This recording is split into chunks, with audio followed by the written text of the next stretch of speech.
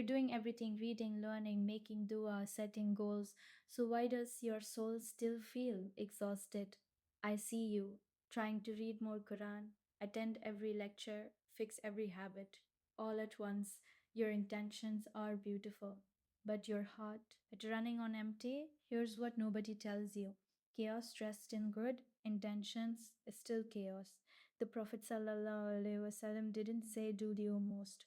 He said do what is consistent, even if it's small, even if it's just two raka, even if it's just one ayah. Because one verse read with your full heart is worth more than 10 chapters rushed through. One dua whispered with tears is worth more than a list recited on autopilot. So stop filling every minute, start filling every moment with meaning.